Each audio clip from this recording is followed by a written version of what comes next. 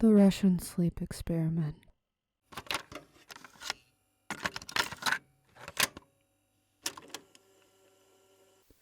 Russian researchers in the late 1940s kept 5 people awake for 15 days using an experimental gas-based stimulant.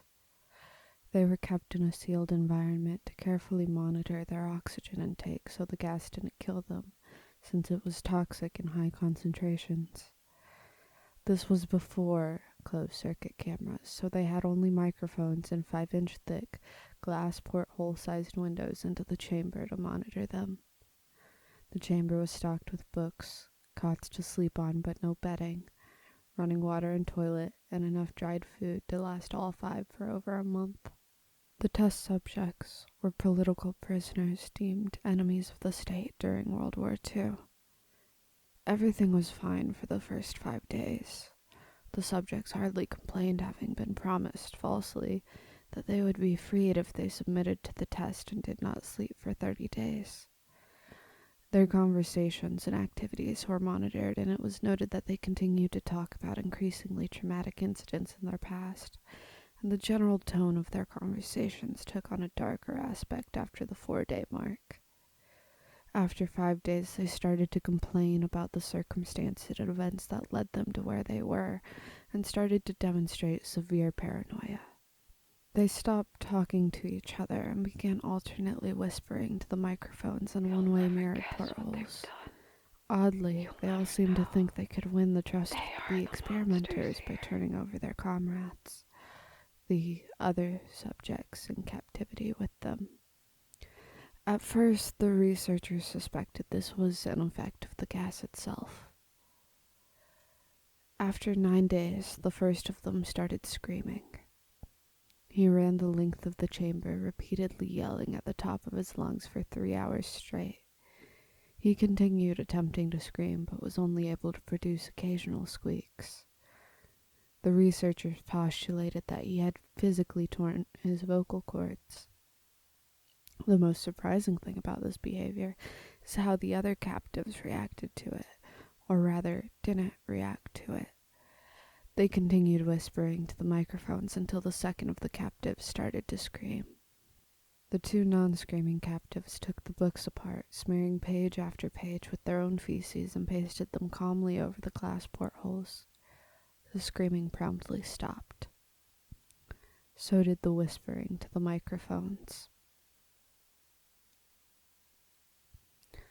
After 3 more days passed, the researchers checked the microphones hourly to make sure they were working, since they thought it impossible that no sound could be coming with 5 people inside. The oxygen consumption in the chamber indicated that all 5 must still be alive. In fact, it was the amount of oxygen 5 people would consume at a very heavy level of strenuous exercise. On the morning of the 14th day, the researchers did something they said they would never do to get a reaction from the captives. They used the intercom inside the chamber, hoping to provoke any response from the captives they were afraid were either dead or vegetables. They announced, "We are opening the chamber door to test the microphones. Step away from the door and lie flat on the floor, or you will be shot. Compliance will earn one of you your immediate freedom." To their surprise, they heard a single phrase in a calm voice respond, "We no longer wish to be freed." Debate broke among the researchers and the military forces funding the research. Unable to provoke any more response using the intercom, it was finally decided to open the chamber at midnight on the 15th day. The chamber was flush of the stimulant gas and filled with fresh air, and immediately voices from the microphones began to object. 3 different voices began begging, as if pleading for the life of loved ones, to turn the gas back on. The chamber was opened and soldiers sent in to retrieve the test subjects. They began to scream louder than ever, and so did the soldiers when they saw what was inside. 4 of the 5 subjects were still alive, although no one could rightly call the state that any of them were in life. The food rations past day 5 had not been so much as touched. There were chunks of meat from the dead test subject's thighs and chest stuffed into the drain in the center of the chamber, blocking the drain and allowing 4 inches of water to accumulate on the floor.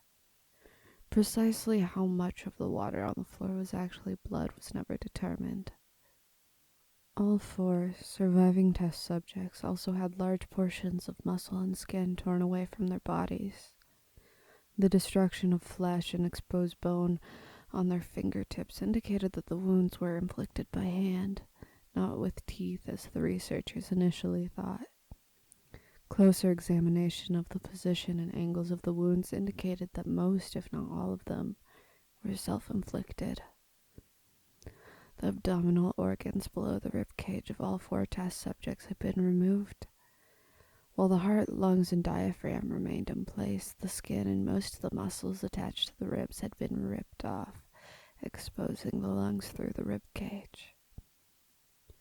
All the blood vessels and organs remained intact. They had just been taken out and laid on the floor, fanning out around the eviscerated but still living bodies of the subjects. The digestive tract of all 4 could be seen to be working, digesting food.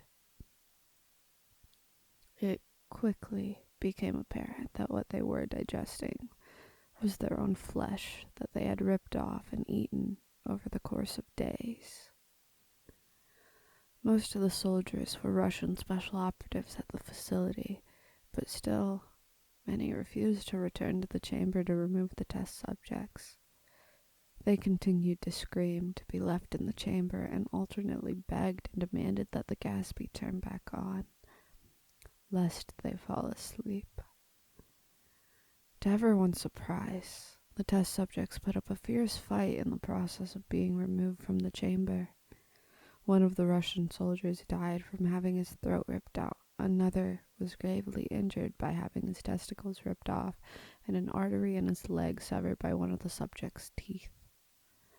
Another 5 of the soldiers lost their lives if you count ones that committed suicide in the weeks following the incident. In the struggle, one of the 4 living subjects had his spleen ruptured and he bled out almost instantly. The medical researchers attempted to sedate him, but this proved impossible. He was injected with more than 10 times the human dose of a morphine derivative and still fought like a cornered animal, breaking the ribs and arms of one doctor. His heart was seen to beat for a full 2 minutes after he had bled out, to the point there was more air in his vascular system than blood. Even after it stopped, he continued to scream and flail for another 3 minutes, struggling to attack anyone in reach and just repeating the word "more" over and over and over, weaker and weaker.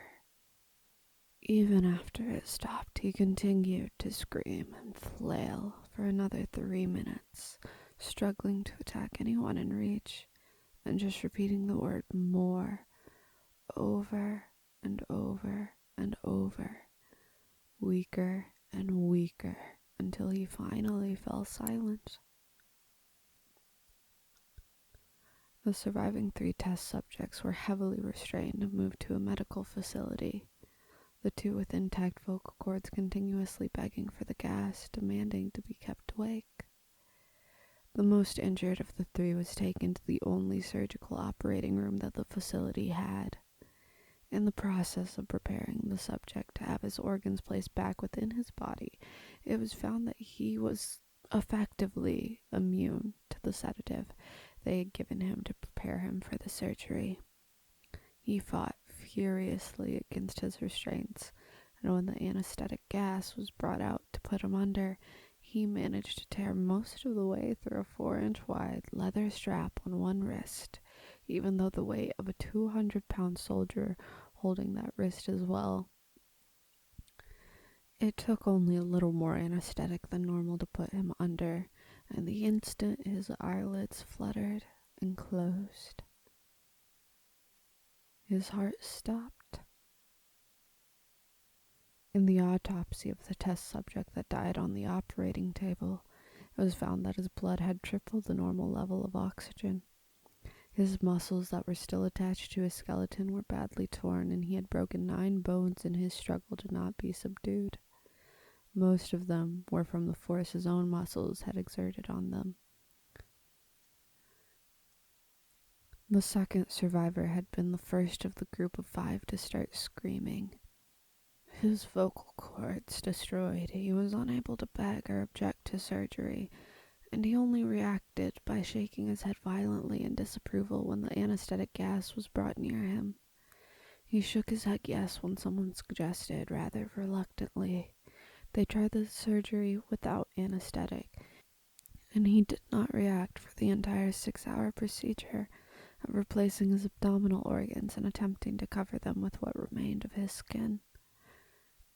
The surgeon presiding stated repeatedly that it should be medically impossible for the patients to still be alive. One terrified nurse assisting the surgery stated that she had seen the patient's mouth curl into a smile. One terrified nurse assisting the surgery stated that she had seen the patient's mouth curl into a smile several times whenever his eyes met hers. When the surgery ended, the subject looked at the surgeon and began wheezing loudly, attempting to talk while struggling. Assuming this must be something of drastic importance, the surgeon had a pen and pad fetched so the patient could write his message. It was simple, really. Keep cutting. The other 2 test subjects were given the same surgery, both without anesthetic as well, although they had to be injected with a paralytic for the duration of the operation. The surgeon found it impossible to perform the operation while the patients laughed continuously. Once paralyzed, the subjects could only follow the attending researchers with their eyes.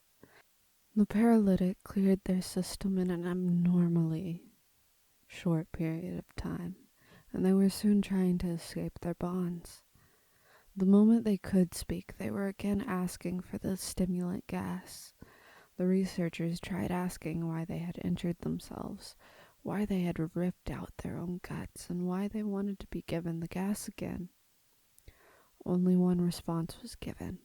I must remain awake.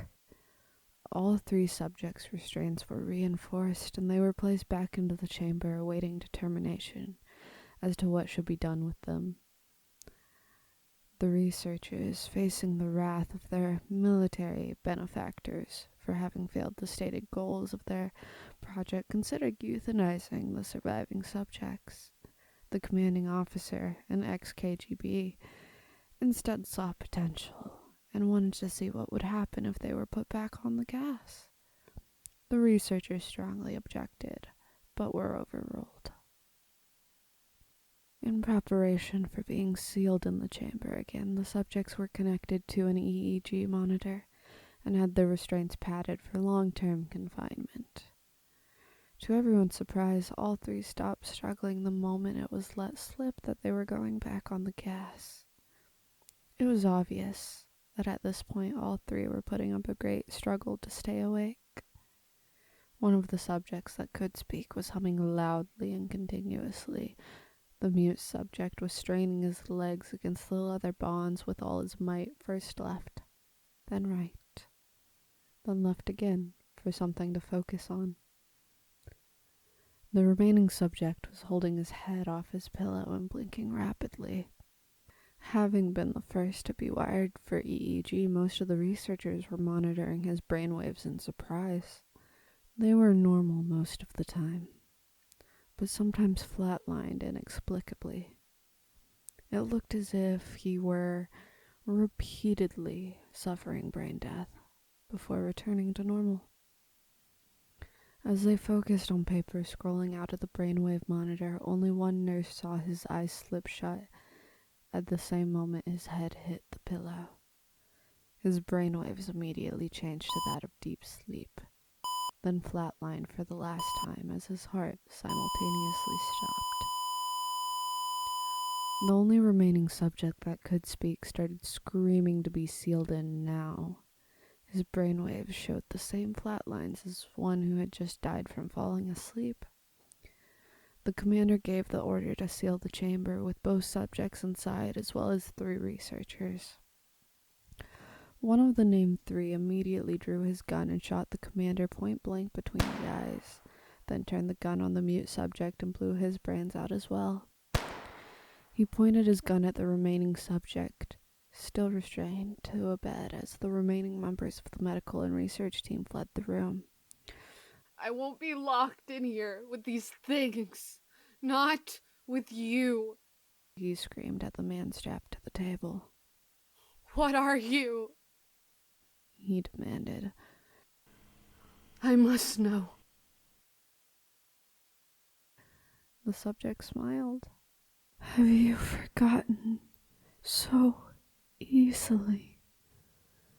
We are you. We are the madness that lurks within you all, begging to be free at every moment. Your deepest animal mind. We are what you hide from in your beds every night.